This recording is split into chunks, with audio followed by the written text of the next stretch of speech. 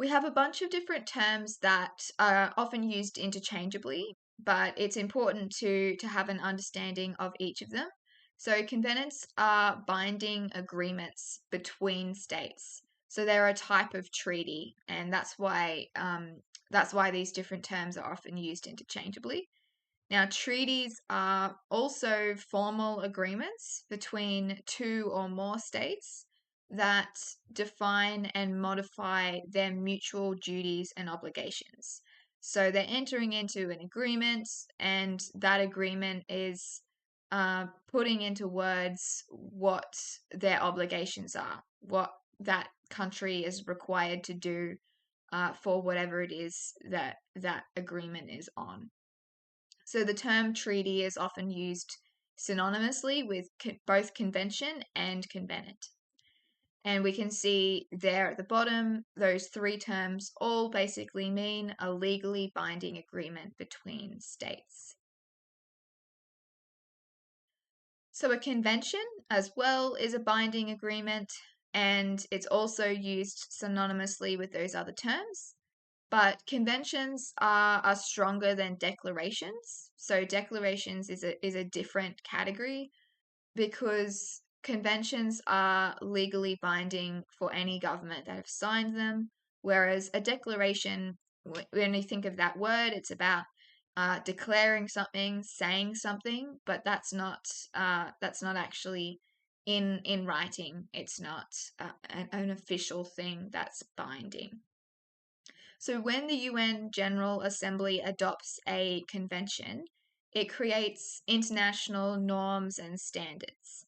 And once that convention is adopted by the General Assembly, member states can ratify the convention, which means that they're promising to uphold it. We'll have a more detailed look at ratification shortly.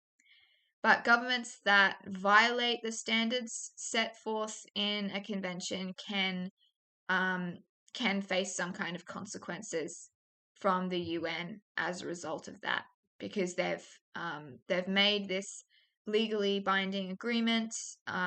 They've introduced potentially legislation that upholds the ideas that are contained in the convention. But then if they violate that, then they would face some kind of sanctions as a result.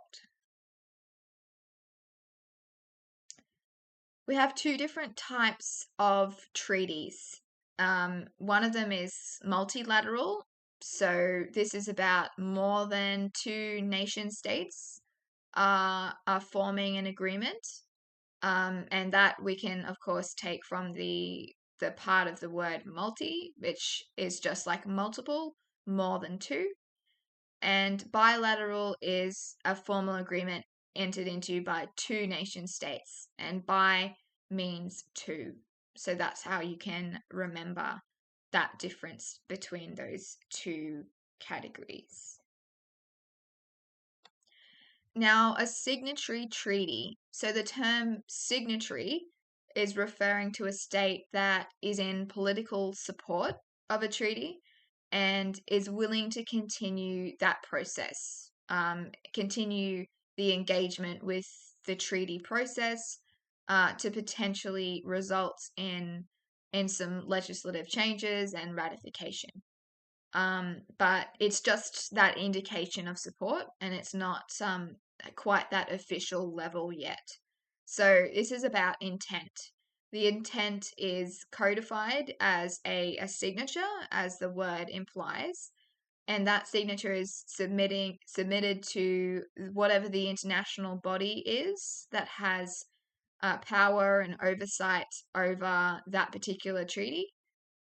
And in a state that is a signatory to a treaty, that means that the treaty hasn't entered into force in that area yet.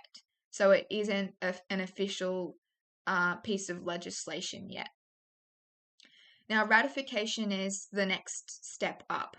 So this is when a signatory country, so a country that has submitted its signature to say that it is intending to follow that treaty, this is when the country is actually implementing domestic legislation to uphold that treaty.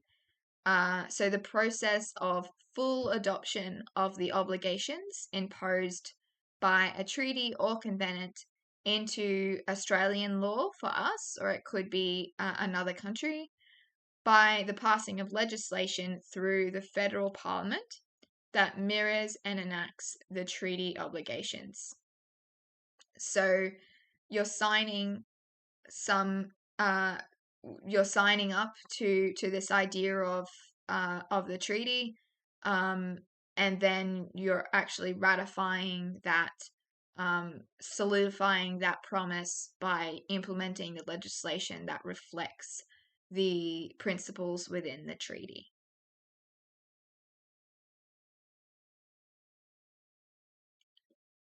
So, a little bit more of a look at the difference between signing and ratification.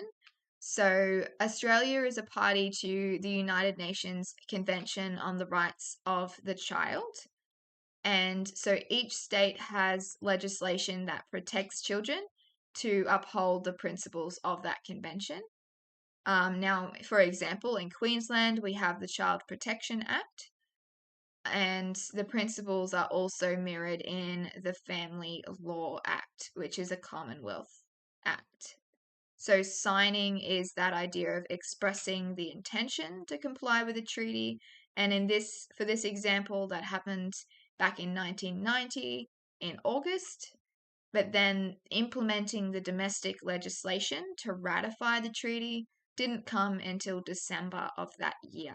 So you can see that there's a little bit of a gap between indicating that you're going to continue that process and sign up for that treaty, and then actually implementing the legislation. There are processes that would have to take place for the legislation to actually be passed and drafted and all of those processes. So that's why there's a bit of a delay there.